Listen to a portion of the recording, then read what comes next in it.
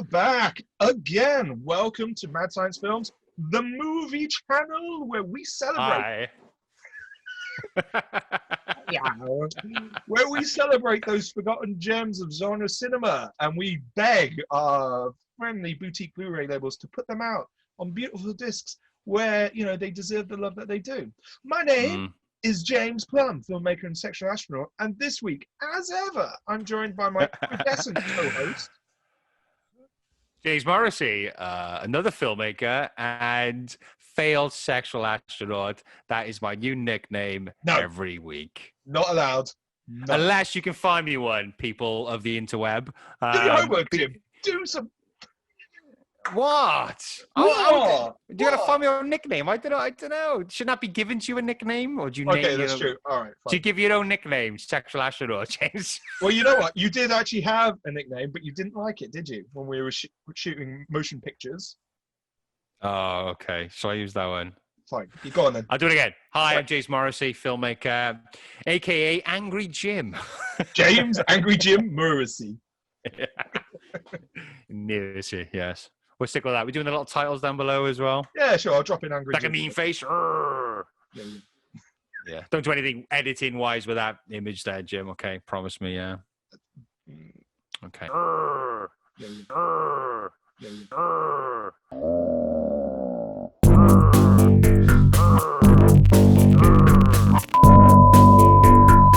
I'll trust you.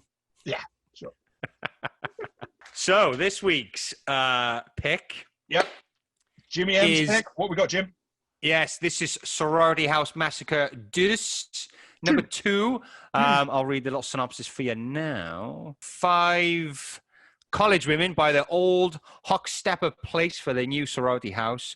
They got it cheap because of the bloody incidents from 5 years before. They decide to stay in it for the night so they can meet the movers in the morning, but begin to get the creeps when the weird neighbor, Orville Ketchum, who's starts poking around. Shortly after the women take showers and consult a Ouija board, they begin experiencing the attrition problem. Oh, come on. Any synopsis which specifies when they have showers can tell you the kind of film that Jim has chosen for us this week. Absolutely. Dirty old man. Yeah, I think a lot of people will thank me for this, especially if you're a fan of titties. So this is a sequel to Sorority House Massacre, which I watched.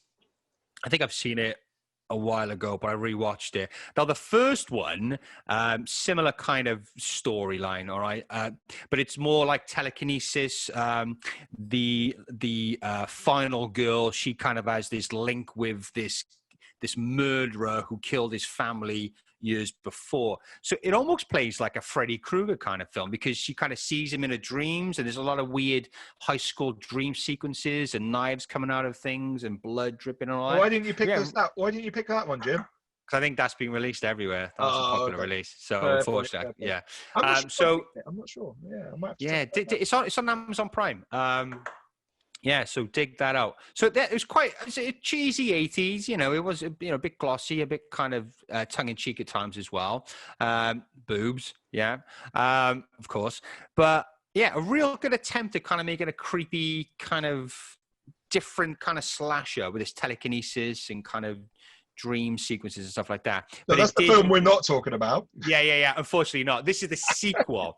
So this one is kind of a rehash done not as good, but a lot of fun and a lot of blatant soft porn elements in there too.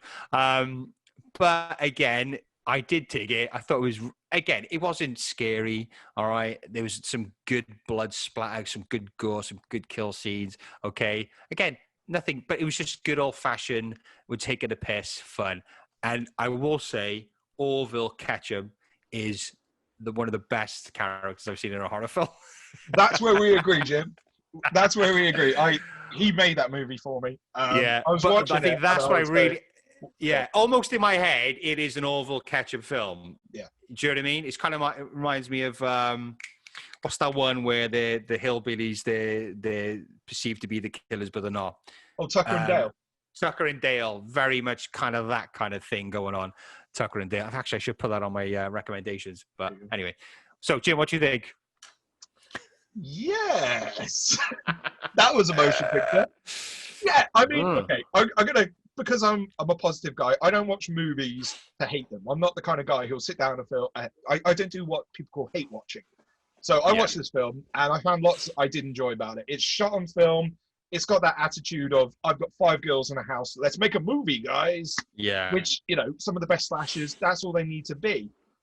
There were bits where I was just like, oh, really? That's an excuse to get into a lingerie. I've got to say, this is the kind of film I would have watched as a kid and given me unrealistic expectations of how groups of girls hang out.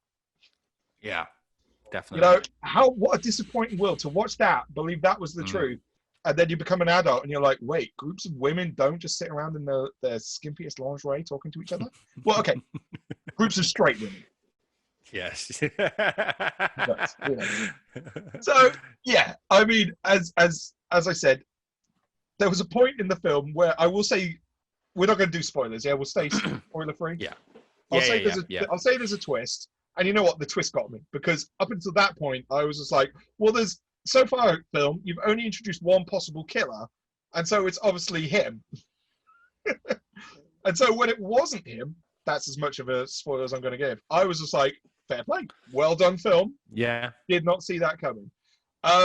Yeah, I mean, you know, they were very attractive ladies. It was very nice seeing them in states of undress. You know, my particular favorite was when they went out in the rain for no real reason, then went back inside and carried on with the rest of the film being in wet clothes.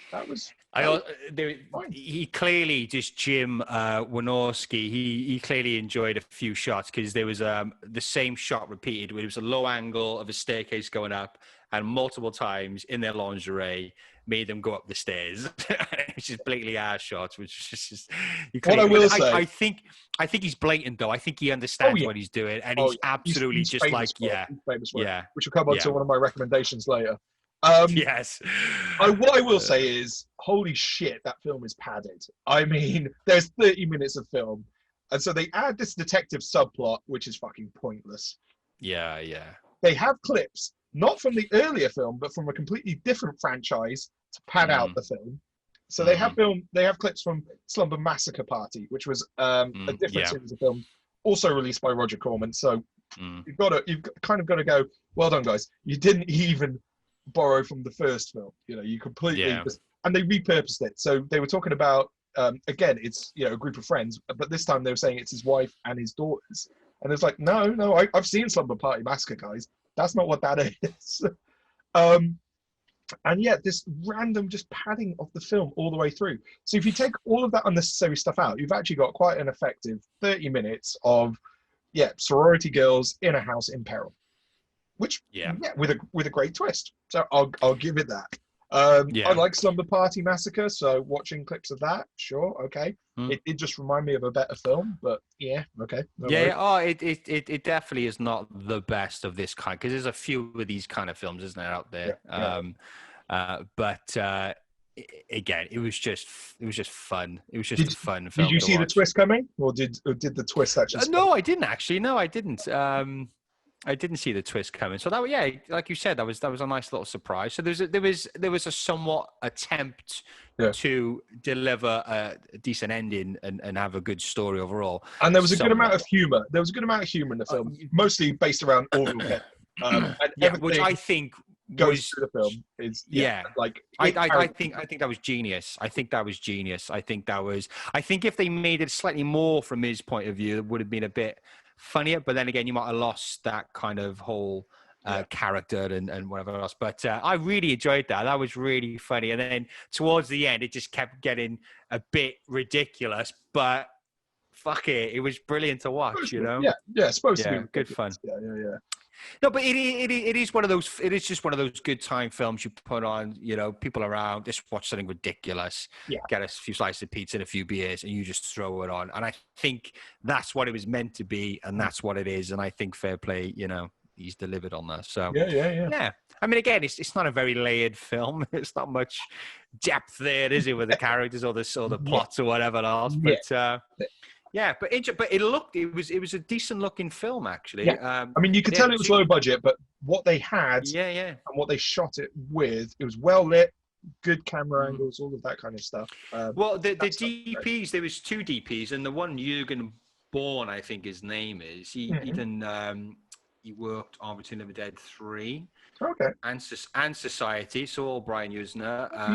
What else? And Beyond Reanimated as well. So he's got experience in the horror genre behind the camera. Yeah, it's typical kind of slasher kind of sequences with the lightning and the thunder and all that kind of stuff like that. But yeah, I thought it looked good. Really good. Yeah, did the job. Nice yeah, one. Definitely. All right, Jim. So, what Blu-ray label do you think is the best place to put this bad boy?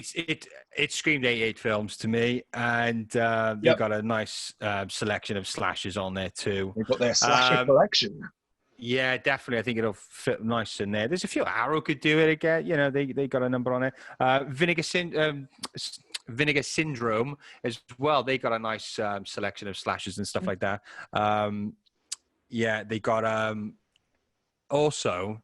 They got a few kind of pervy films on Vinegar Syndrome, films like Hard Soap and and a Taboo series. But they got films like Madman as well is on there as well. So I love Madman. It's a brilliant film, good slash film. Yes. So yeah, Vinegar Syndrome. No, I agree. I think 88 films, part of their slasher collection, brilliant series of films. I got a few from them. They put real care into their slasher films as well. So again. I imagine they could do some great extras as well with that. That would be my suggestion. Definitely 88 films. Righty. So, Jim, people dug it. What other films should they? Well, there's a number of slasher films similar to this. You could watch Jim done Chopping Mall. That's a good one. Yeah, good call. That's one of his early ones. I did write down here what we got on here. Oh God. Busty Cops, right? That's some of his other work. One of his Busty Cops. Yeah. 1, 2. I think up to 5. I'm not sure. The Hills Have Thighs. Okay. If you want to go down that road, but then obviously there's things like Summer House Massacre, Sorority Row Massacre is on another one. Yeah, they make that one up in my head. Sorority Row. Yeah, that's another one.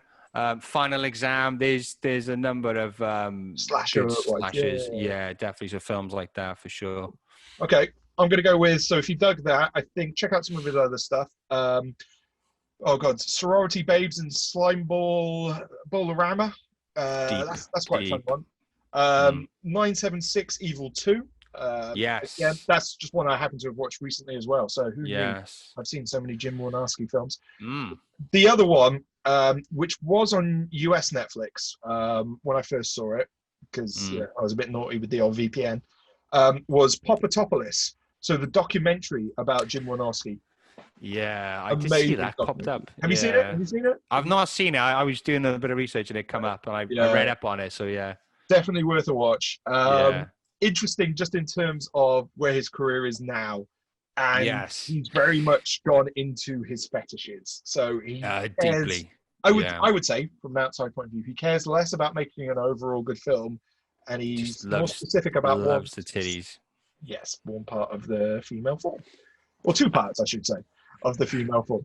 Yes. Yeah. No, he's definitely gone down that road. You can tell if you read his IMDb credits. It's it starts off like Chopping Mall and all these kind of credible kind of horrors, and it just The Hills Have Thighs. I just thought it was hilarious. I mean, I worked in the video shop in the late 90s, and the best porn titles were those with parody name, like Twin Peaks, but spelled differently, and White Men and Hump, all that kind of stuff. So Jim Wynorski, there you go. The other ones I would say check out is Slumber Party Massacre, of which they steal clips from. Don't expect that the story that they say in Sorority House Massacre 2 to reflect what the clips actually are from Slumber. Does that make sense? Yeah. Anyway, yeah. Check out Slumber Party Massacre 1, 2, and 3. Yeah, watch the first one of this as well. It's a better version of this. I will check that out. Really good watch, actually. I trust you enough, Jim, that I will check that out. Thanks. Cool. All right, yeah. So that's our that's Jim's recommendation for this week. Yes, and you're welcome, people. Yes, yeah. So if you guys enjoy that film, what's wrong? and also other similar films that we might dig, or they don't have to be similar. They could be good films that we might want to check out as well. Suggest those, and yeah, let us know in the comments. You know what you thought of Sorority House Massacre 2. Be kind, be nice, guys. Okay. All right then. Take us away. No worries. So if you like this video, then please hit the like button. If you've been enjoying the Mad Science content, then why not subscribe to our channel and follow us on Facebook. If you have any comments or suggestions, leave those in the comment section down below. Thank you and goodbye. Bye-bye. Peace.